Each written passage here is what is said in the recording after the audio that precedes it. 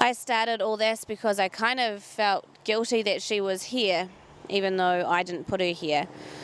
And that I was still just sitting at home living my normal daily life while she's stuck in this hellhole, and I wasn't doing everything that I possibly could. That's why I came up with this idea in the first place, so I can now go home and know that I have done everything I possibly could. And I'm absolutely ecstatic to be getting out of here and to be going home, but I'm also really upset and sad to know that I get to go home after this 30 days and get back to my normal daily life and interact with my family, my friends, and Lolita is stuck here this whole time for God knows how much longer. She doesn't get to go on with how her life should be.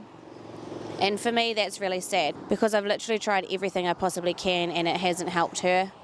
I hope that she knows that there are so many thousands and thousands of people out there fighting for her freedom, that she's not alone, but at the end of the day, she doesn't probably know. Which is heartbreaking because she probably thinks she's all alone when she's kind of not. Like, we're all fighting for her, and there's these people that have been coming out here every Sunday, sacrificing their days off every single Sunday for over 6 years to fight for her freedom. And I mean, I've done 30 days, which has been awful, but to do this constantly for 6 years, I don't know how they haven't given up yet, and I really admire them. So well done to you guys. So you're probably wondering, where's the progress? We have been protesting here for many years. Actually, I used to stand here alone for the first 20 years. So that's progress. If you see it from my perspective, standing here alone with a sign, Free Lolita, it's very different today. It's become a mainstream issue. That is progress. And we just have to keep the pressure on the owners of the Miami Seaquarium to do the right thing, transfer Lolita to a sanctuary. It's not about freeing her. It's safe to retire her in a sanctuary. She'll die here unless you transfer her to a sanctuary where she can at least experience the natural rhythms of the sea and the tide and the current. People can see her in their natural environment, and her in her natural environment.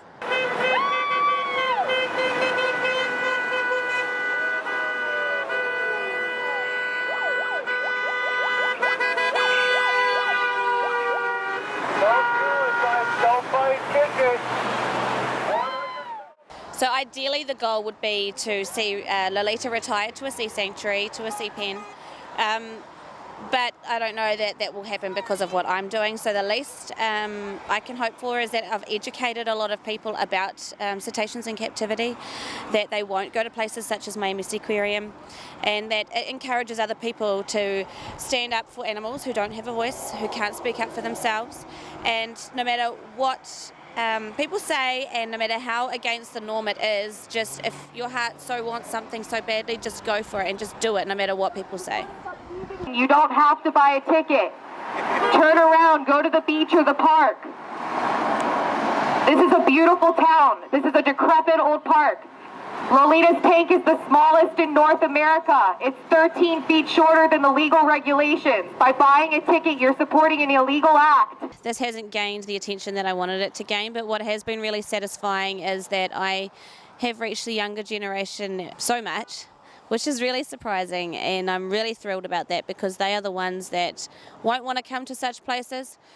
They'll be telling their parents, no mum, we don't want to go there, and they can teach their friends. You know, kids talk a lot, and they are so true and so honest and so easily influenced. So for me, I've had a whole busload of children turn up this week, just been all yelling Free Lolita out the bus windows.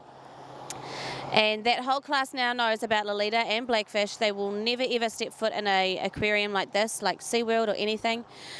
And they'll be telling their friends and family, and now their mothers know, and their mothers are thanking the teacher who's taught them all about me and Blackfish and things. And so now the parents are educated, and the parents can tell people and their friends and family as well. So it's kind of like the domino effect, you know.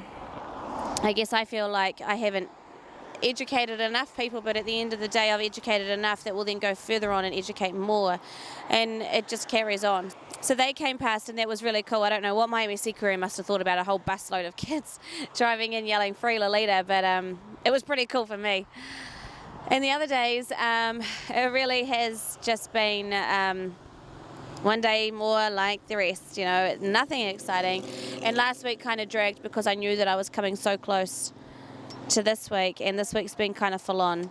I had a live Spanish TV interview yesterday, so I reached a whole lot of Spanish speaking people because a lot of people that come here are Spanish speaking, about 80% or thereabouts, you know. So I also had a Univision interview which aired as well, which is great. And the big thing for me was that I got my tattoo for Lolita and for all creatures as well. After 22 days, I am bored, I'm hot, I'm bothered, I'm agitated, I miss my family like crazy, and I'm just so over this whole thing, and I can't wait for day 30. And I just really so badly want to go home. Are you scared? It's for Lolita. I've sacrificed a lot to do what I've done for Lolita, and although I'll never forget what I've done, and I will never ever forget her, I wanted a reminder to take home with me, that I can carry with me for life. So that's why I have this tattoo on me now, and it speaks on behalf of all captive animals, not just Lolita. Is it done? Yep.